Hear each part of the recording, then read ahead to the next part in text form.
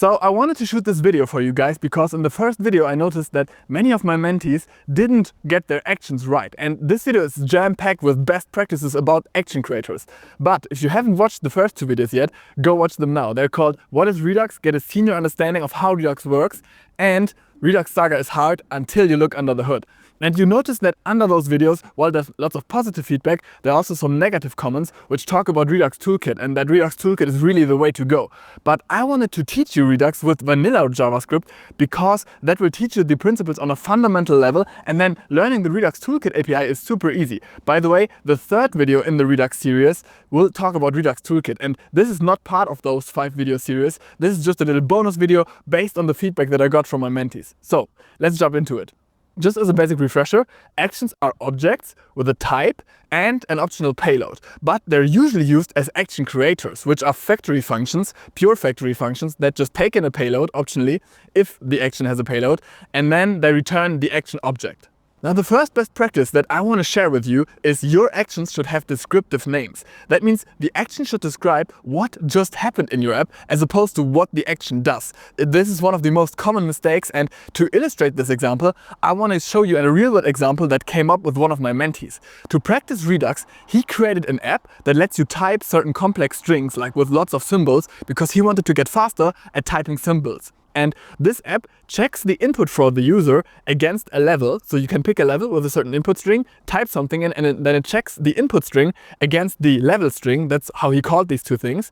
And the way that he dispatched the input string was with a set input action. So as you can already tell, he named the action by what the action did. And that is a anti-pattern.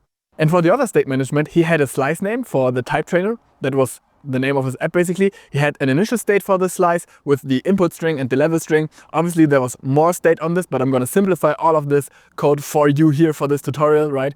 He had his reducer that would react to the set input string action, and he had some selectors to grab these strings and feed them into his app. In addition to his reducer, he also had a saga, and this saga would listen to the set input string action, which was dispatched whenever the user typed, but it then also compared the input string to the level string, and he would use the set input string action again with an empty string as a payload to reset the state when the user typed the level string correctly. Basically, if the user won the game, he would reset the app for the user. And in the real-world app, there was even a third case, because he would also reset the app for the user using the same action if the user mistyped, but I wanted to keep this example simple, so I left that case out.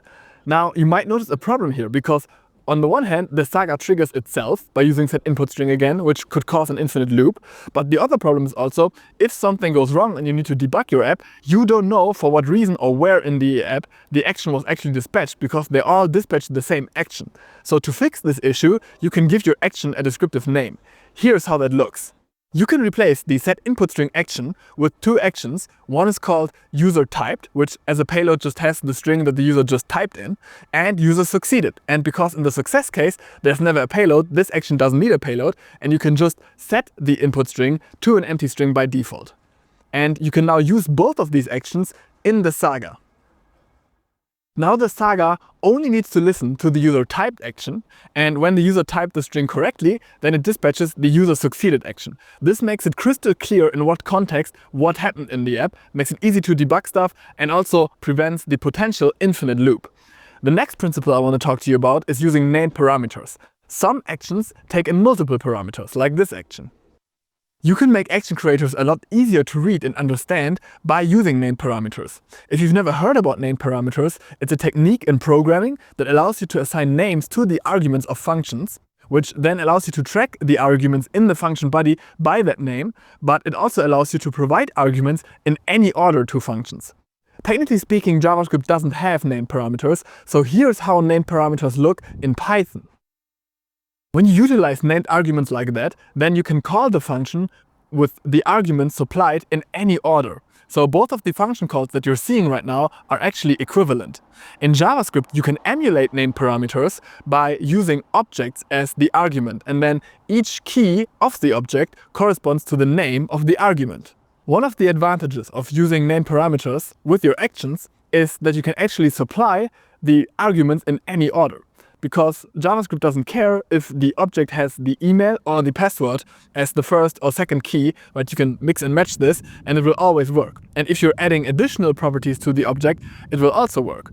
If you're just using the old school way of supplying parameters, right, one after another, then adding one in the middle breaks the code everywhere where you're using the function. You always have to add it at the end, basically. But with objects, you can just add another key and it just works.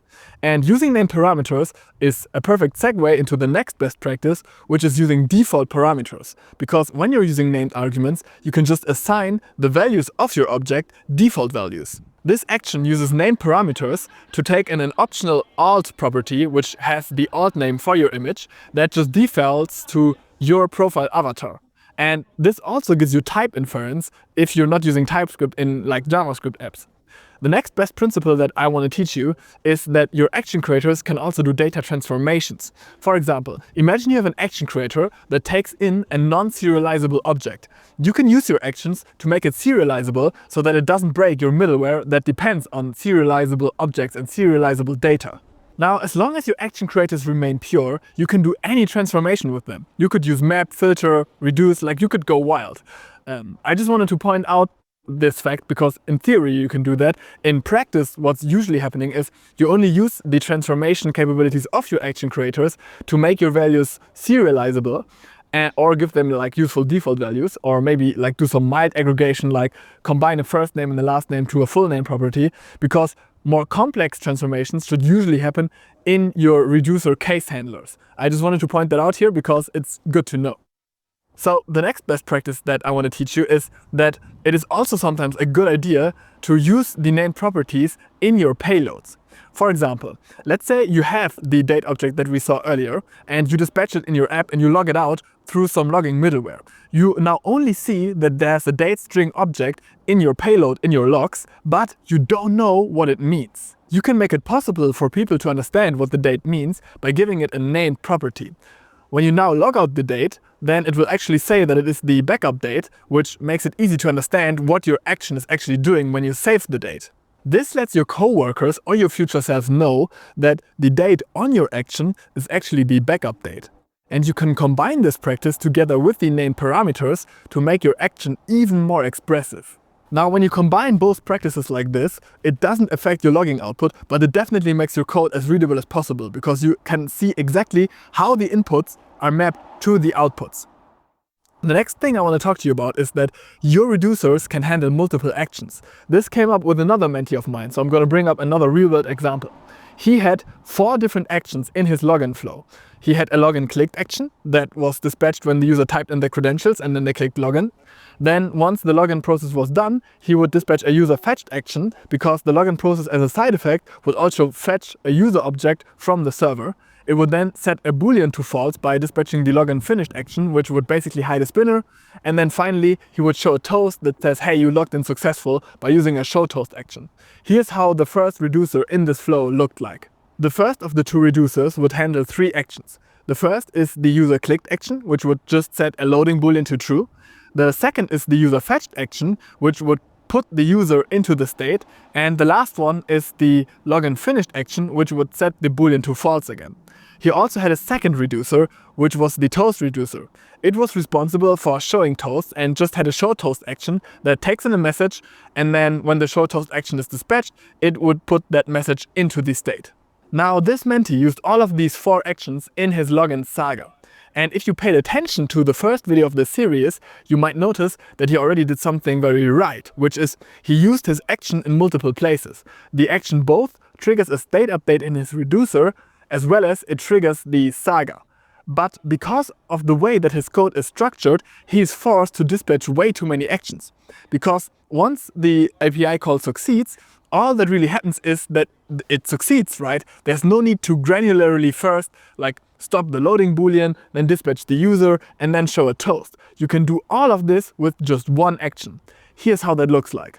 You can consolidate the 2 actions that you had to use previously into one by just creating a login succeeded action that takes in the user, and then in the case handler, it does 2 things at once. It first flips the state boolean again, and then it also puts the user into state. And now you can import this action and replace the 2 dispatch calls with just 1 dispatch call of this new action. Now you might have noticed that in the login saga, there's still the show toast action being dispatched after the login succeeded action. But think about it, this is really unnecessary because the only thing that's happening here is that the login succeeds. So this points to another important principle when designing your reducers and actions, which is that one action can trigger multiple reducers. So let's utilize this and import the login succeeded action in your toast reducer and then add a new case that handles the login succeeded action. The case handler in the toast reducer for the login succeeded action ignores the payload because the toast reducer really doesn't have anything to do with the user, which, if you remember, is the payload of the login succeeded action. And it also doesn't need a message as its payload because the message when the login succeeds is always the same. So you can hardcode the value that gets set during the login succeeded action case in the handler itself.